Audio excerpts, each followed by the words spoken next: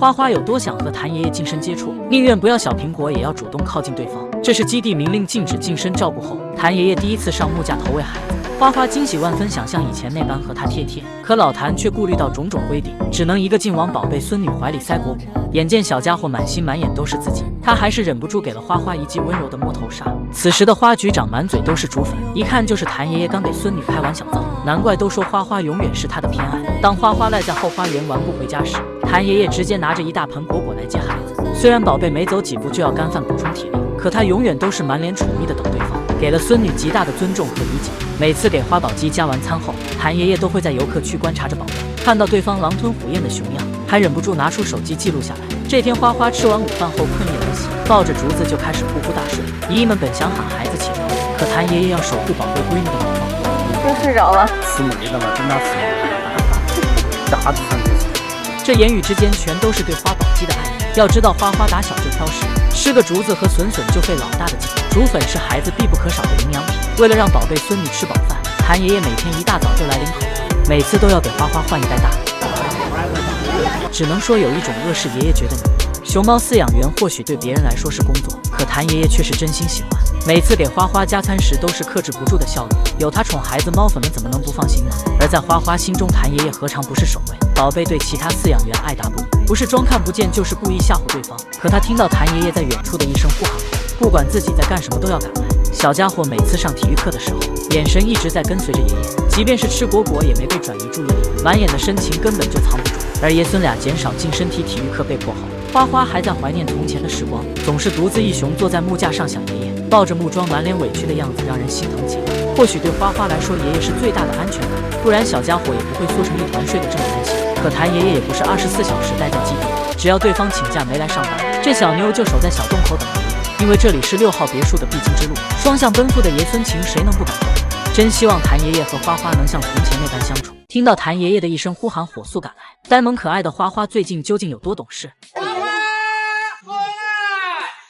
爷孙俩难得见面的日子里，从前那个耍赖的下班困难户也成了乖宝宝。尽管自己的小短腿行动缓慢，宝贝也要着急忙慌的去找最爱的爷爷。自从官方下场表示弹棉花要减少接触后，花花却是一头雾水。他想不明白为什么爷爷会疏远，还以为是自己不够懂事听话导致的，于是便一改往日的任性调皮。要知道花花一向是谭爷爷最偏爱的孩子，因此他绝不允许对方有别的孙女。以前只要小家伙听到老谭喊其他的小熊，吃醋的花宝鸡就着急到扒墙找爷爷，可宝贝如今却坐在原地淡定的干饭。即便谭爷爷满脸笑意一直在喊隔壁的宝妹儿，看到花花不能像以前那般亲人后，姨姨们也是无比心疼孩子。可谭爷爷何尝不是在饱受不能见面的煎熬，他总是会想尽办法给花花惊喜。宝贝每天都能吃到爷爷亲手做的精美果盘，这似乎已经成为弹棉花表达爱意的桥梁。前几天花花和叶子打闹时不幸跌入水中，把孩子气得骂骂咧咧的。一向宠孙女的谭爷爷看到后满是心疼，他再也无法克制自己的爱意，不顾衷心的提醒也要去外场亲自安抚花花，还拿来宝贝最爱的小苹果近身投喂。可这次的见面让爷孙俩足足等待了半个月。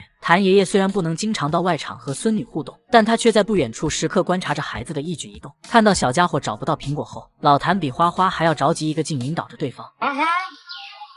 这边每次看到彼时思念的爷孙俩不能见面，花粉们就越怀念以前。那时的花花真的被谭爷爷宠上了天。花花过着饭来张口令小伙伴艳羡的熊生，只要一到加餐环节，小家伙就仰头张嘴等待投喂，小眼神还一直瞟着爷爷。而谭爷爷也一个劲往孙女手心里塞果果。这天宝宝花正趴在小竹编兜里吃小苹果，小小一只的背影让谭爷爷忍俊不禁，他就这样一直守护着孩子，直到对方吃完果果后再次投喂，甚至还细心的帮小家伙处理肚肚上的灰尘。花花很喜欢抱爷爷大腿表达爱意，老谭看到宝贝孙女撒娇的样子后也按捺不住，还轻轻地摸一下对方的脑壳，而他另一只手还不忘投喂。难怪爷爷走后花宝鸡还依依不舍地望着，只能说弹棉花真的是互相爱惨了。真希望爷孙俩能多一些近身接触，宁可被罚光奖金也要给生病的萌兰砍竹子吃。可奶爸到底有多爱萌儿？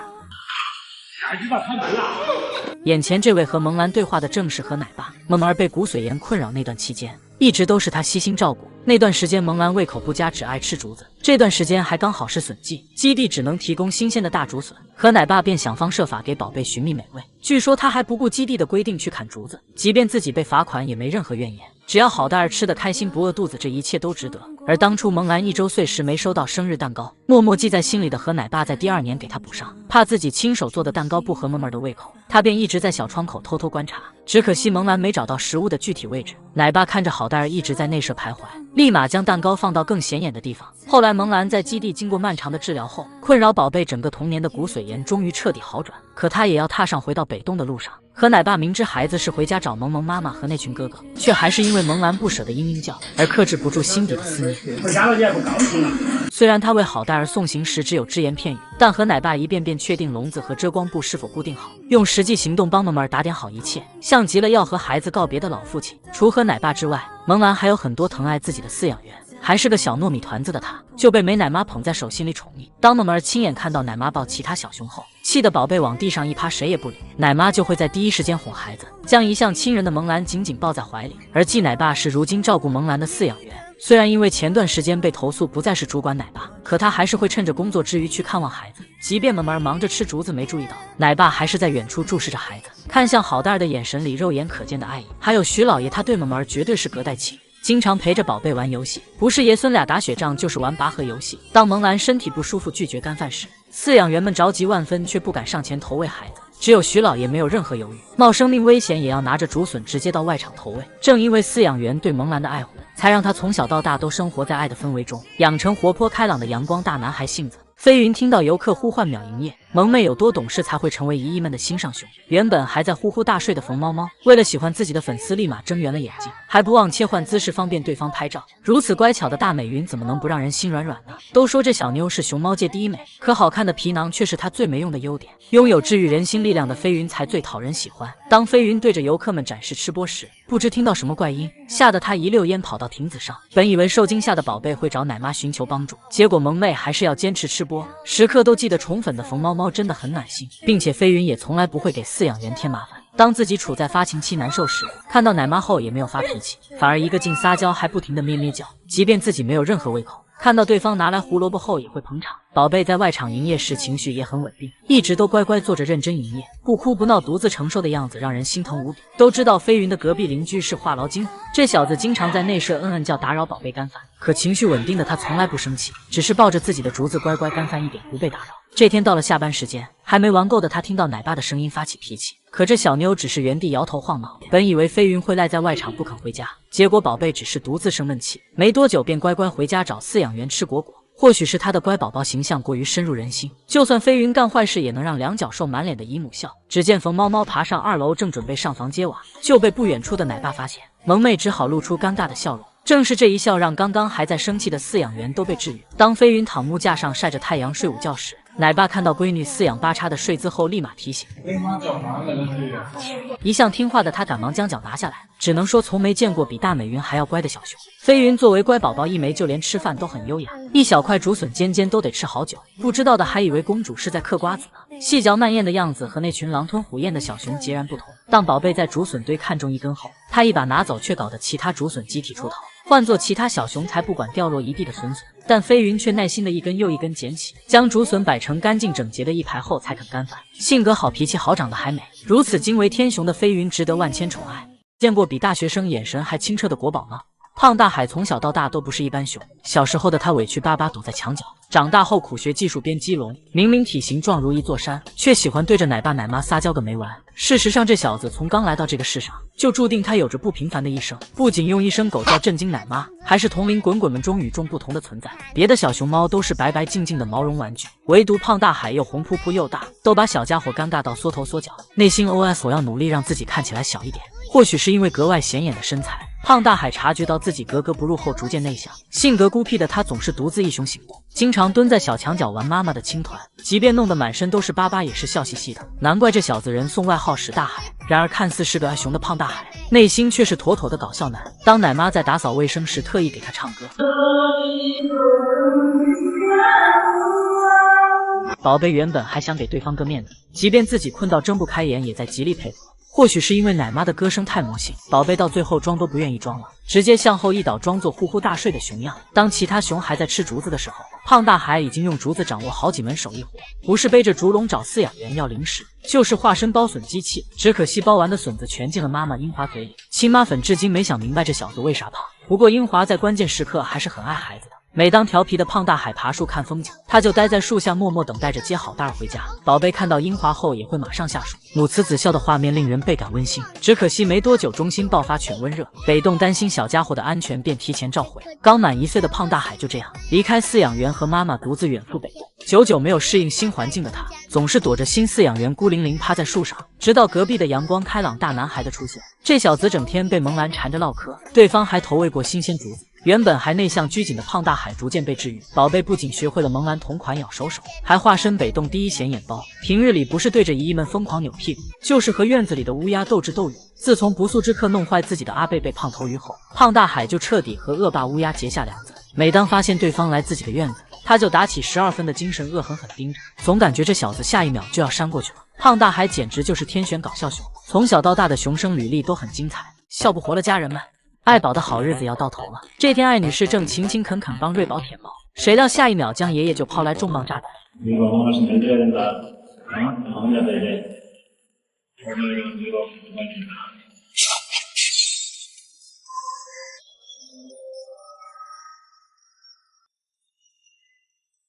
瞬间，爱宝内心仿佛遭受到1万点暴击，随后重重的低下头，脸皱成了包子，内心疯狂吐槽：怎么了？月嫂到期了吗？难道到期就不能再续了吗？果然男人的话不能信。生之前你说让我尽管生，生完你会帮我带。本来以为你兑现了诺言，没想到这诺言竟然是有期限的。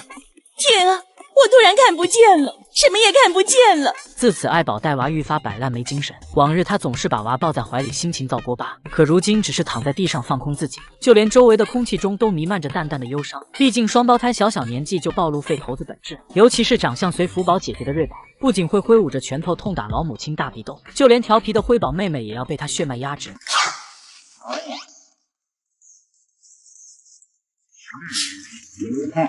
你们看过呀？这天双胞胎又到了周期10天的交换日，原以为两小只会来场姐妹情深，谁料瑞宝竟凶巴巴地对着妹妹吹鼻子瞪眼，吓得辉宝妹妹一激灵，眼睛瞪得溜圆。或许是想到自己上次咬了姐姐的毛，辉宝慌忙逃避瑞宝紧盯着的视线，内心疯狂 OS 九敏妈也好下熊啊！可瑞宝不依不饶，再次大吼一声宰主，直视我。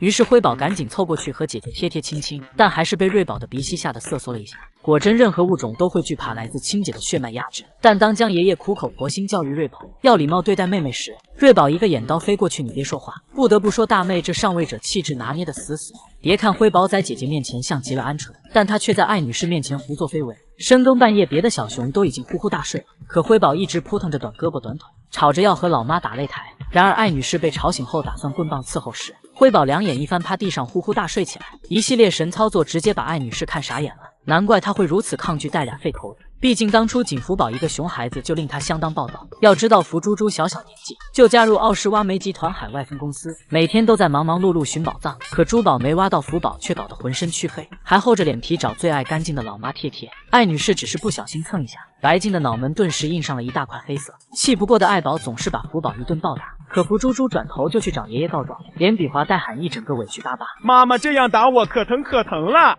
一个福宝就气得艾女士头晕脑胀，更何况未来要带两个更加凶猛的废头子。不过还是要小小期待一下爱宝1v2的场景。妈，我背真的疼，离开妈妈了。这是胖大海将要回北洞时的画面。此时奶妈正依依不舍地跟小家伙告别。年仅1岁的胖大海不安地坐在笼子里，内心充满对未知事物的恐惧和迷茫。初到北洞后，胖大海非常不适应陌生环境，并且营业时的嘈杂人声总是会惊吓到他。不安的胖大海总是独自一熊，默默趴在树上，思念着最爱的英华妈妈和奶妈。面对新奶爸奶妈的引导，他不停躲闪，随后紧张地观察四周，慌忙逃到墙后。哪怕奶妈追上来递给他笋子，胖大海也会躲在石头后面慢慢吃。等待下班后，胖大海趴在树上不愿回去，任凭奶爸奶妈如何轻声安慰，也充耳不闻。毕竟熊舍再也没有曾经的欢声笑语了。之后很长一段时间里，胖大海都默默趴在树上发呆，从不碰院子里的玩具，更别说和游客互动。很多姨都担心胖大海会变得刻板，不过好在这时他遇到了性格活泼的蒙兰。按照两雄的亲戚关系来时候，萌儿正是大海的表哥。蒙兰注意到隔壁性格内向的表弟，便来到窗边探头探脑，主动找他聊天。可胖大海有些害羞，很久都没敢过去。但热情的蒙兰仍旧不停地向表弟示好，鼓励对方来跟自己一块玩耍。面对如此真诚又热情的小伙伴，胖大海逐渐放下内心的戒备，鼓起勇气来到窗边，两雄成功会晤。此后，蒙兰经常隔着围栏找胖大海聊天，说到激动处边咩咩叫边咬手手，开心极了。甚至蒙兰还表演了一招旋风猫头，胖大海则一脸崇拜地看着表哥表演。或许是想到表弟年纪小，并没有特殊技能，蒙兰抱起木头块后故意摔了个四仰八叉，胖大海当即被表哥滑稽的洋相逗笑。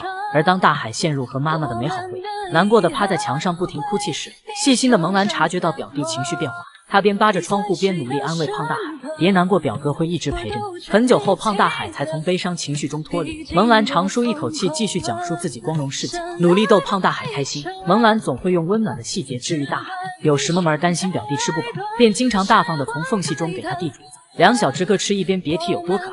在活泼开朗大男孩蒙兰的感染下，胖大海逐渐从社恐变成社牛显眼包，甚至学会了编鸡笼赚取外快。希望两只可爱的宝贝每天都能在北洞过得无忧无虑，快快乐乐。眼前这只滚下去的大熊猫就是小新，它不仅是秦岭吃播一姐，还小年纪坐拥整个大山头。2岁那年，小新离开小丫头妈妈来到陕西，原以为未来的日子将会充满思念和寂寞，谁料他竟摇身一变成了活凭熊猫谷的山大王。这里只有2只熊猫，一熊坐拥一个山头，而小新的山头面积差不多8000平方米，人称熊猫外场天花板。而小新也不负山大王的称号，不论春夏秋冬，巡每天硬是早起2小时巡山，累了就随便找棵大树睡觉，饿了就摘野果吃，日子过得逍遥又自在。山里面还有金丝猴等野生动物陪小新一起玩。有次对方抢了他的零食，小新气得愣是迈着小短腿追了金丝猴几条路，不过抓不到罪魁祸首也没事。奶爸早早在山下豪横的摆满了家特林场所，小新什么时候去吃都会有新鲜的食物。然而山太大也有些坏人，有次小新巡山时不小心脚滑，直接从山坡上滚下来，结结实实摔了个大跟头。好在皮大衣厚实，最终并无大碍。但在今年年初，小新作为交换猫去参加繁育，现在强生接替他成为新一代山大王。不过这小子有点懒，走几步就原地会周公去。其实在避风峡的海龟美女香香也算个山大王，因为刚回国的她还有些社恐。香香听到异响就打包竹笋跑到山上去吃，或许只有草木的清香和米才会让香香心里更加踏实吧。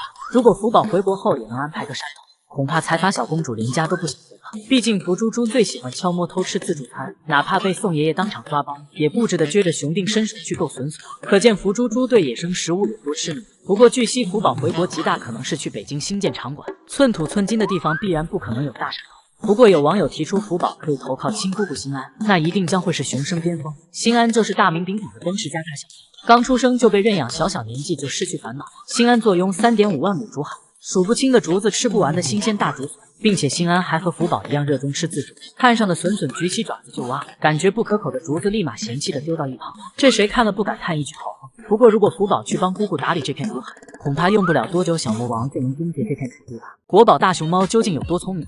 小熊精奇珍反手把奶妈关在门外。这天，星辰兄弟不讲武德，合伙胖揍小奇宝。奶妈看到后，便从右边饲养员通道道出来劝架，完全没注意到被毛毛碎碎的奇珍给偷家了。奶妈听到游客的提示后，才发现这个老六干的好事，生怕奇珍把另一扇门也给关了，便直接冲了进去。不得不说，坑奶妈奇珍绝对是专业。而在此之前，他已经把其他小熊都关了一遍。更离谱的是，奇珍不仅会关门，还会打开。这天，小熊们不断张望，呼喊奶妈下班开门。而奇珍的做法简单而又粗暴，直接扒上去试图开门。一旁的晨晨和奇宝早已见识过奇珍的赖海，两熊不仅主动上前当垫脚石，为了成功，还用小手死死抓住栏杆稳住身体。最终，奇珍不负众望打开了门，美滋滋下班。北洞三太子萌兰也同样聪明的不像话。洗澡前，他特意喊来木叔要毛巾擦头，直到对方答应下来，萌儿才屁颠颠跑去洗澡。只见萌兰撩起一碰水就开始搓洗脸蛋，爱干净的萌儿还不忘洗洗躲躲。随后，萌兰边玩水边在池子里泡澡，看样子萌儿洗得非常巴适。期间，木叔也把毛巾整齐地放到铁王座上。心满意足的萌兰一路小跑着回家，拿起毛巾放在头上，不停地擦拭，一整个就是小熊精本精，并且萌兰还不忘把湿乎乎的毛巾晾起来，不由得感叹萌儿真的不是熊皮下住个人吗？而萌兰的妹妹纪笑也是个小机灵鬼，她的越狱操作直接把奶爸们整傻眼了。一群人研究了半天都搞不懂纪笑是怎么上去的，于是奶爸一脸疑惑地调了当天监控视频，这才惊愕地发现这妮子竟然会徒手攀岩。最后奶爸搬来梯子给了好几个果果才把纪笑弄下来。看来美兰家不养闲熊这句话果真没错，国宝中的土豪金拥有800个心眼子的妻子。在面对奶爸掉猫时，直接用尽毕生所学。只见七仔先是虚晃一枪，假装摸摸耳朵，然后回手掏，直接抓住奶爸的竹竿拽了下来。但在抢夺的过程中，胡萝卜掉在了七仔身后，于是他看着光秃秃的竹竿，很是疑惑，然后扭头寻找，奈何胡萝卜卡在了视野盲区，七仔只能带着大大的疑惑等奶爸的下一波投喂。而同样在掉猫时展露800个心眼子的还有梅兰肉肉，面对美味的果果肉姐，转过头假装咬手手。饲养员被他的欲擒故纵骗过去，直接递到面前。那一瞬间，肉姐眼里闪过一丝金光，以迅雷不及掩耳之势抓住了果果。不得不说，只要有吃的，肉姐的智商蹭蹭往上窜。网友们还知道国宝的哪些名场面呢？直到看见福宝故意躲进角落引起爷爷注意，才明白小公主的内心有多脆弱敏感。这天，江爷爷突然发现院子里没了福宝的身影，于是连忙飞奔出来寻找。可无论江爷爷怎么呼喊，福宝都没有回应。爷爷着急地翻遍了整个院子，最终才在被南川树挡得严严实实的角落里，发现了一脸委屈的福宝。江爷爷本想伸手把福猪猪拉出来，谁料福宝直接扑过来，差点伤害到爷爷。他像闹脾气的孩子一样宣泄着不满。其实福宝并不是爸爸乐宝那样的乐天派，而是和妈妈爱宝一样内心敏感脆弱。福宝从小被江宋爷爷亲手带大，非常依赖他，所以他真的很在乎爷爷们的关心和喜爱。江爷爷就曾说过他会疯狂搞破坏，逼爷爷们现身，但因为福宝要提前适应回国后生活，爷爷们总是躲在远远的地方默默关注孙女。如果福猪猪想要靠近的话，就只能转身离开。虽然福宝不知道爷爷们为什么不肯亲近自己，但聪明的他知道，只要和爷爷保持距离才不会。看到宋爷爷在和盛熙阿姨拍视频，福宝小心翼翼地伸出小手想要获取关注，看爷爷没理自己，他委屈地收回手，脸上的难过快要溢出来了。宋爷爷离开时，福宝也一直不舍得扭头看着。以前爷爷来送吃的，福宝总会奔到对方身边撒娇，如今江爷爷再来送竹子的时候，福宝就会趴在高高的树上默默看着，等到爷爷走后才下来心不在焉地吃竹子。但从小被爷爷们娇宠长大的福宝，很快就被孤单寂寞打败了。这天，福宝闷闷不乐地趴在木架上，接连好几个小时不吃不喝。正在休班的江爷爷听说后赶到福宝身边，福猪猪看到爷爷后直接生胖气扭过身去。江爷爷拿着福宝最爱的胡萝卜站在木桩上哄他，随后摸摸鼻子揉揉肚腩，耐心地安抚孙女。江爷爷哄了很久之后，福宝才主动吃起竹子，脸上还挂着肉眼可见的笑容。这一刻他又感受到了爷爷最浓烈的爱意。就这样，前2天还委屈巴巴的福宝，在江爷爷的安抚后又开始活力四射的营业，就像得到糖果的孩子一样开心。不敢想象福宝回国后会不会因为见不到爷爷们而变得刻板。好在江爷爷会陪着福宝一起适应新的环境，希望福宝未来熊生顺遂快乐，遇到像江宋爷爷一样好的饲养员。盘点饲养员坑大熊猫名场面。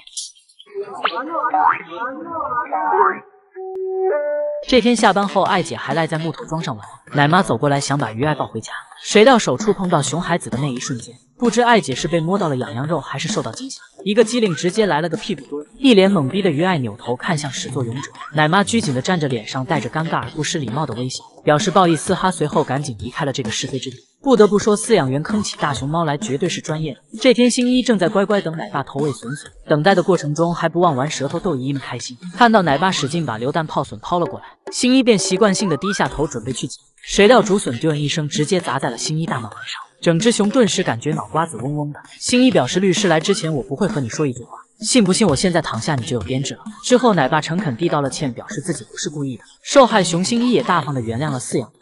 而远在韩国的爱宝吃妈妈香从不挑食，然而当他面对宋3岁做的奇葩鲫鱼饼时，爱宝光是闻到味道就很明显迟疑了，似乎在想这玩意儿真的能吃吗？可看着宋3岁殷切的目光，爱宝也只能试探性的轻轻咬了一口，结果整只熊瞬间定格，只有嘴角不停抽搐，表示想过会很难吃，但没想过这么难吃。最终为了顾及老爸的心意，艾女士含泪干了3大块，古有猴子捞月，现有熊猫抓光。杨奶爸坑起蔓越莓来也同样心狠手辣。这天奶爸心血来潮告诉熊孩子，只要抓住手电筒光就奖励20个苹果。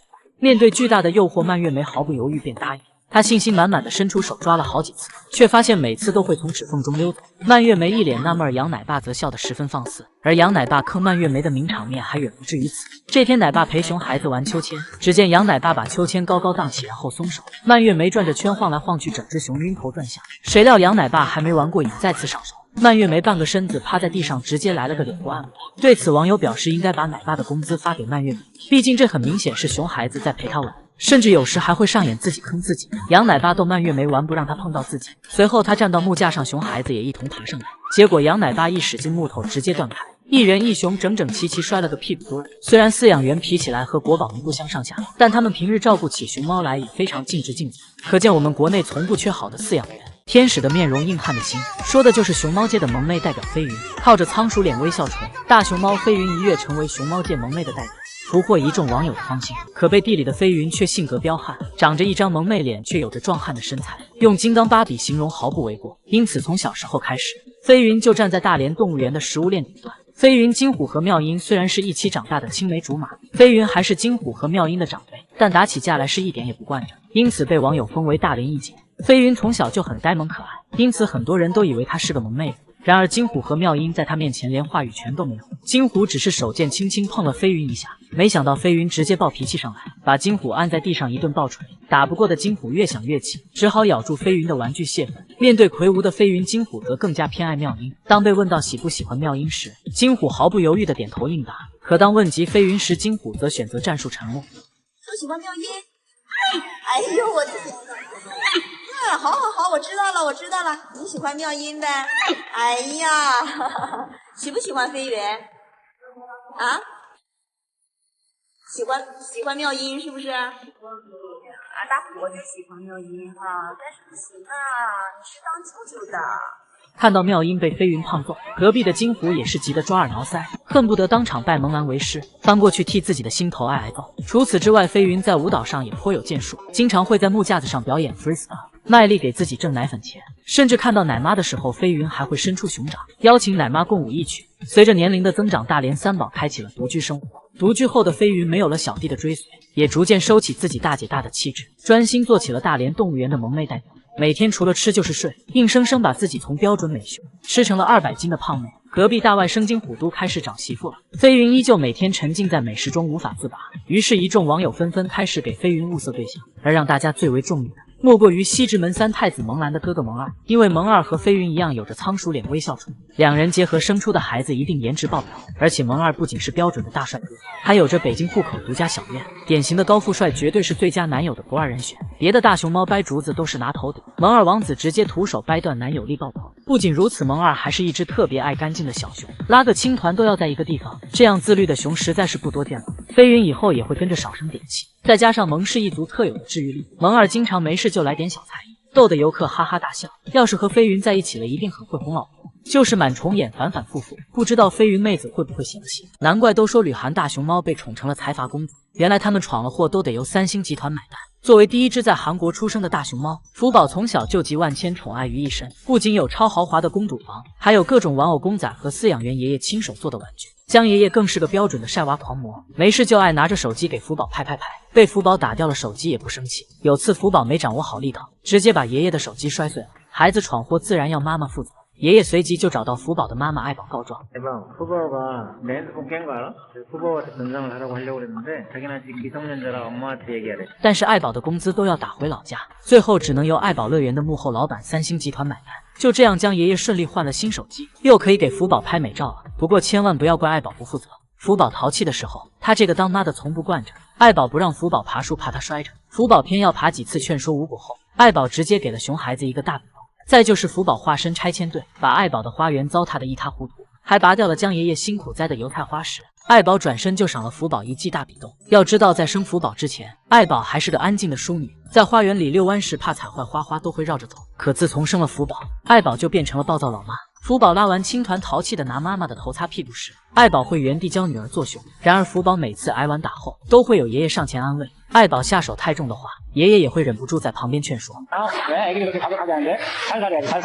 别看爱宝手劲大，整天揍得福宝满地打滚，但他并非不爱女儿。要知道，熊猫长到1岁半的时候就要离开妈妈独自生活，但福宝都2岁多了还跟妈妈腻在一起，就是因为爱宝太宠这个女儿了。妈妈宠完爷爷宠，难怪福宝会被宠成小公主。都说西直门三太子是个找不到老婆的傻憨憨，但你可能不知道，就外在条件而言，萌兰绝对是熊界高富帅。虽然萌兰翻墙越狱、拆家犯二啥都会，但唯一不会的就是恋爱撩妹，因此不少人都担心萌兰最终会被判无期徒刑，步入五一和金虎的后尘。但事实上，我们萌儿出身名门望族，妈妈是北洞影后，爸爸是李梅海龟，就连妹妹花花也是火遍全网的当红女明星，而她自己也很出色，年纪轻轻就美名远扬，江湖人称西直门三太子。外貌长相这一块更不必多说，1米8的大高个，安全感爆表，性格活泼开朗，还有专属 BGM 阳光大男孩。为了越狱没事就爱运动锻炼身体，有探险精神，喜欢攀爬，而且从小就是孩子王，身边总是跟着庆大庆小2只马仔。虽有王者风范霸气外露，但又熊暖心善爱心满满，见不得其他小动物挨饿受苦，于是总将自己的窝窝头让给他们吃，以至于他身边的小麻雀个个胖成球。因为养鸟这件事，萌兰没少被奶爸揪着耳朵教训，可每次都是当场认错，转头依旧我行我素。现在的萌兰已经不满足于喂鸟，而是忙着投喂隔壁的熊妹妹，连饲养员她都能反向投喂，天生幽默自带喜感，正能量爆棚。